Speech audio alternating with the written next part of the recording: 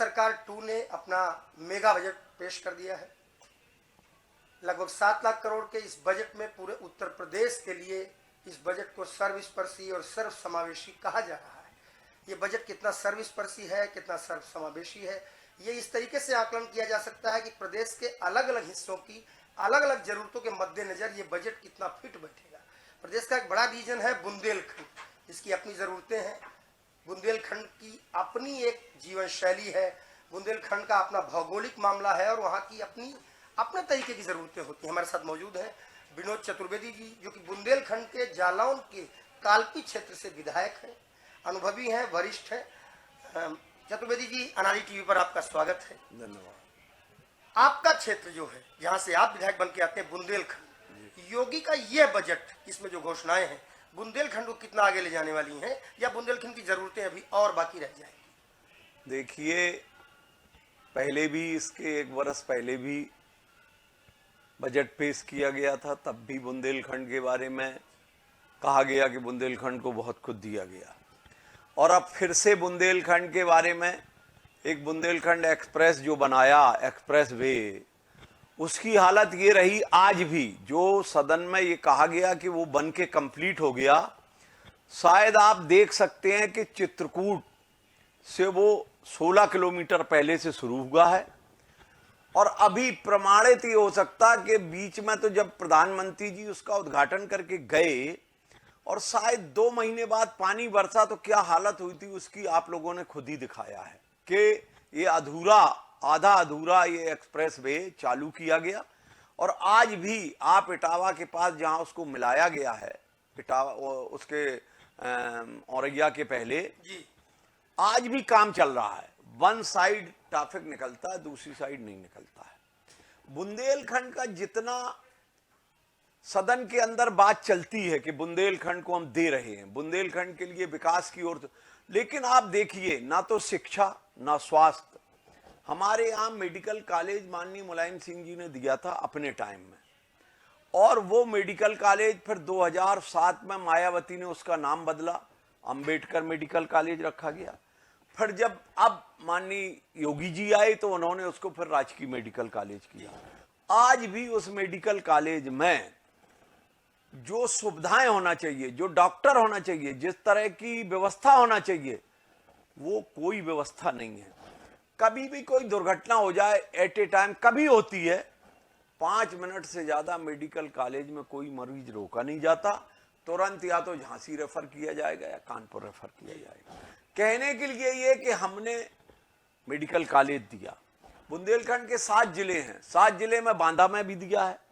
झांसी का medical college बहुत पुराना है, वो कांग्रेस के टाइम में दिया गया था, उसके बाद उसकी कुछ जो है, लेकिन उसकी भी हालत आज अगर हम देखें तो ऐसी नहीं है कि ये समझ लें हम मेडिकल कॉलेज के बाहर जरूर बहुत से डॉक्टर बहुत पैसा कमा के बहुत बड़े लोग हो गए, लेकिन उस मेडिकल कॉलेज की जो स्थिति है वो जनसेवा के लिए ऐसा नहीं लगता कि कोई बड़ा मरीज, कोई बड़ी बीमारी का मरीज वहां रोका जाए और उसका इलाज हो सके। खाली कहने के लिए यह है कि बुंदेलखंड को हमने इतने मेडिकल कॉलेज दिए।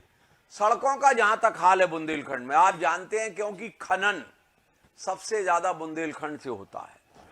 बालू, बेतवा, कैन और जो पत्थर का काम है वो झांसी, ललितपुर और आपके उसका कुछ पार्ट करबी, बांदा, इनसे है। इतने ओवरलोडेड ट्रक निकलते हैं कि जो भी सड़क बनाई जाती है, एक तो पहले मानक के अनुरूप बनती नहीं है, और अगर बन भी गई किसी तरह लड़ झगड़ के, तो जो ओवरलोडिंग की हालत है उससे वो सड़क टूट के धराशायी हो रही है। ये बात हमने सदन में जब हम 2007 से 12 में रहे तब भी खनन के मुद्दे पे, अभी भी हमने परसों 51 लगाया खनन के मुद्दे पे कि ये ओवरलोडिंग बंद क्यों नहीं हो रही। जब यहां से सरकार कहती है कि ओवरलोडिंग बंद, सरकार का हर बयान आता है, माननीय मुख्यमंत्री जी का बयान आता है, लेकिन फिर कौन ऐसी शक्तियां हैं जो बयान को पूरा नहीं होने देती, ये हम लोगों की समझ में नहीं आता। जैसे कि आपने बताया कि बुंदेलखंड वैसे तो खनन के लिए जाना जाता है, वहाँ बहुत खनन होता है, लेकिन बुंदेलखंड की अपनी एक अलग पहचान भी है। मैंने एक भजन गायक के भजन में सुना कि प्रभु श्री राम के प्रत्यक्ष दर्शन तुलसीदास को अगर कहीं हुए तो चित्रकूट में हुए, उसके अलावा और कहीं नहीं हुए। वो वाराणसी में भी रहे, वो अयोध्या में भी रहे, लेकिन प्रत्यक्ष दर्शन प्रभु श्री राम को उनको चित्रकूट में हुए, उस पर भजन अपना वो सुनाते हैं। तो इस बजट में धार्मिक नगरियों के विशेष विकास की बात कही गई है, धार्मिक पर्यटन को बढ़ावा देने की बात कही गई। इस लिहाज से चित्रकूट को क्या मिला देखते हैं? बुंदेलखंड को वैसे जो ऐतिहासिक और पौराणिक धरोहर है, ये बिल्कुल सत्य है।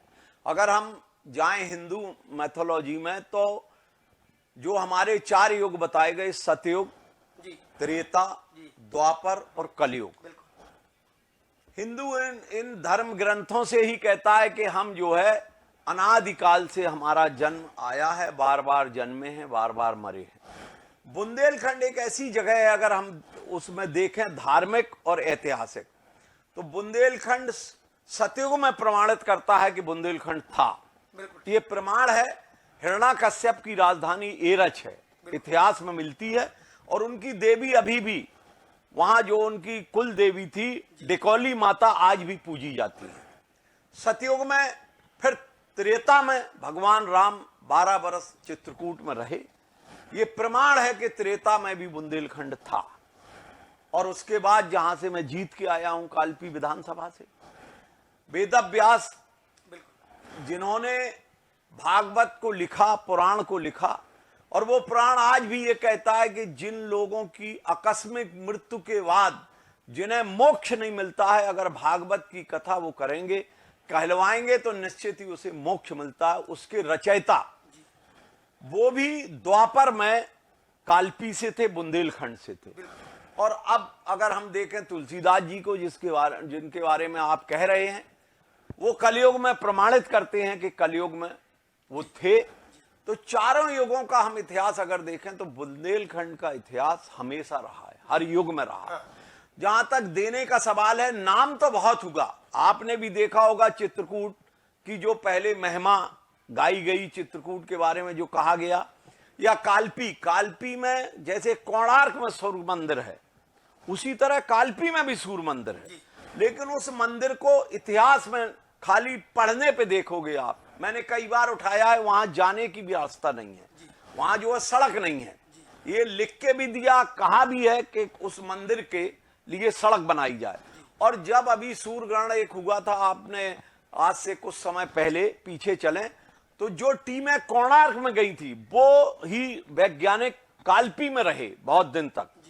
तो लेकिन हम ये देखें कि वो रहने के बाद चले गए, लेकिन उस मंदिर को अगर आप देखें तो जीर्ण शीर्ण हालत में है। मुगलों का इतिहास भी कालपी मिलता है। एक वहां बहुत बड़ा इंस्टीट्यूट था जो आज भी जीवित है, जहां वहां शिक्षा दी जाती थी। मुगलों के बड़े बड़े शिक्षक थे और बड़ा मदरसा था वहां, आज भी है। लेकिन अगर हम ये कहें कि सरकारों ने सिर्फ नाम लिया बुंदेलखंड का, उसको चाहे पर्यटन स्थल पर नहीं ले गए। नहीं, आप देखिए बहुत सी ऐसी जगह हैं मंदिरों में जो पर्यटक आते हैं, दर्शनार्थी आते हैं, उत्तराखंड हो चाहे वहां दक्षिण के मंदिर हों। लेकिन अगर ऐतिहासिक पौराणिक मंदिर देखे जाएं तो हमारे यहाँ ही हैं बुंदेलखंड में, क्योंकि जब सारे इतिहास के जो धर्म रहे, गुरु रहे, जिन्हें हमने आराध्य देव माना, जिन्हें अपने जीवन और मरण में मोक्ष के लिए जिन्हें हम जपते हैं, उनके ज्यादातर इतिहास हमारे यहाँ मिलते हैं कि वो जन्मे हैं या तो उन्होंने पुराण लिखे हैं। लेकिन उस दृष्टिकोण से किसी सरकारों ने उस दृष्टिकोण से नहीं देखा कि बुंदेलखंड की जो महिमा है, उस महिमा को रखा उन्होंने। अब अभी अगर हम देखें, आप देखते होंगे यूट्यूब पे, एक हमारे यहाँ राजेश्वरानंद संत हुए हैं, उनका अगर आप भजन, उनकी रामायण, उनकी कथा अगर आप सुन लें तो लगेगा कि वो वास्तव में जीवंत करता है। जब वो कथा कहते थे, अब तो वो इस दुनिया में नहीं है, वो पचोकरान में जन्मे थे, दुनिया में नहीं है वो।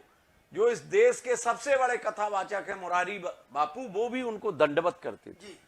और वो भी उनके कहते थे कि भाई रामायण पे कथा कहने वाला मेरे जाने के बाद अगर कोई होगा तो कुरकुरू में पैदा होने वाला राजेश्वरानंद होगा।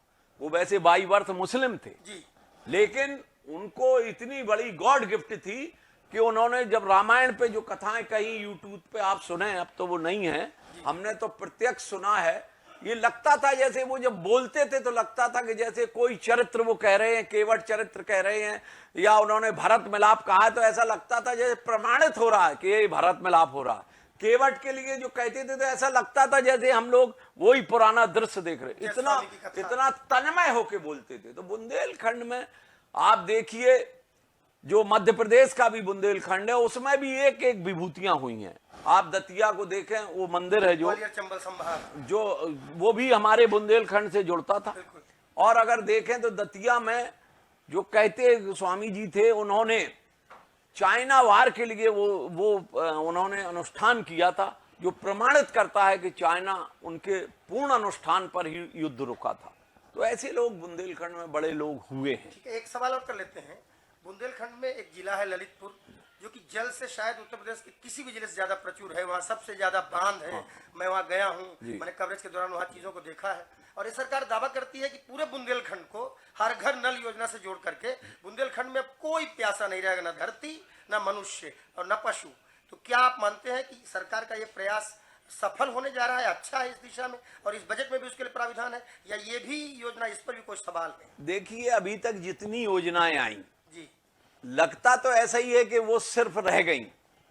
आई तो हैं, ये नहीं कह सकते हम कि नहीं आई हैं, लेकिन वो जमीन पर, धरातल पर आज भी बुंदेलखंड से ही जल शक्ति मंत्री हैं जी, बिल्कुल, और वो प्रयासरत हैं। लेकिन आप देखें कि हर जगह जो नल लगाए जा रहे हैं, जो पाइपलाइन डाली जा रही हैं, तो जो सड़कें बनी थी वो खोद दी अभी, और अभी कहीं चालू नहीं होगा कि पानी मिलेगा। ये बिल्कुल सही। ललितपुर तो उस दृष्टिकोण से भी आप अगर देखें तो वहां ग्रेनाइट, वो ग्रेनाइट होता था जो इंटायर वर्ल्ड में जिसको बेचा गया है। वो 3-4 लोग, बड़े लोग थे, उन्होंने जो है इंटायर वर्ल्ड में उस ग्रेनाइट की प्रशंसा हुई है।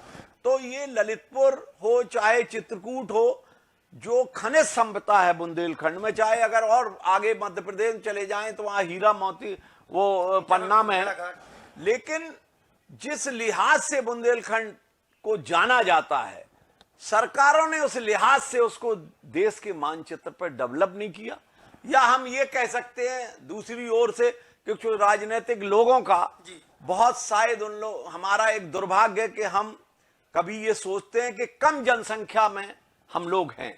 क्योंकि अगर इस बुंदेलखंड में देखें तो 4 MP हैं, 21 MLA थे, वो भी सरकारों ने 19 ही कर दिए। तो ऐसा लगता है कि हमारी जनसंख्या कम होने की वजह से जिस क्षितिज पे हमको जाना चाहिए उस पे हम नहीं जा पाए। ये निश्चित ही हम कभी कभी राजनीतिक जीवन में सोचते हैं कि ऐसी धरोहर होके, ऐसा इतिहास होके, जिनका पौराणिक इतना इतिहास है, जो हिंदू राष्ट्र की बात करते हैं, इनसे अछूता नहीं रहेगा। अगर बुंदेलखंड को हटा दिया जाए तो प्रमाणित नहीं कर पाएंगे कि क्या है क्या नहीं है। लेकिन हम ये भी अपने को स्वीकार करते हैं कि राजनीतिक लोगों की भी वो जिज्ञासा कम रही, वरना बुंदेलखंड भी उसी तरह होता जैसे उत्तराखंड है, जैसे दक्षिण में बड़े बड़े मंदिर हैं, उसी तरह चित्रकूट में भी होता। ये मेरा अपना मानना है। तो ये थे विनोद चतुर्वेदी, बुंदेलखंड से विधायक हैं और बहुत अच्छी जानकारी उनको अपने क्षेत्र के बारे में है। उनका अपना बात आपने सुनी, तो उनका एक दर्द भी है कि शायद बुंदेलखंड को वो नहीं मिल पाया जिसका हक बुंदेलखंड को था। जल और जमीन से प्रचुर, जहां मौरंग और खनन को लेकर के उस क्षेत्र को सबसे बड़ा जाना जाता है, वहीं उस बुंदेलखंड में एक जिला ललितपुर है जहां पर सबसे ज्यादा उत्तर प्रदेश के बांध है। सरकार की मंशा कितनी है और सरकार की योजना फलीभूत कितनी होगी, ये तो आने वाला वक्त बताएगा। लेकिन फिलहाल हम भी उम्मीद करते हैं कि ये बजट बुंदेलखंड के लिए वरदान साबित हो, और अगर ऐसा होगा तो निश्चित रूप से वर्तमान सरकार को भी सराहना मिलेगी। विनोद चतुर्वेदी विपक्ष के विधायक जरूर हैं, लेकिन वो एक समग्र दृष्टिकोण रखते हैं विकास के लिए, और इसके लिए अनादि टीवी की ओर से हमें उनको शुभकामना देने में गर्व महसूस हो। फिलहाल नमस्कार।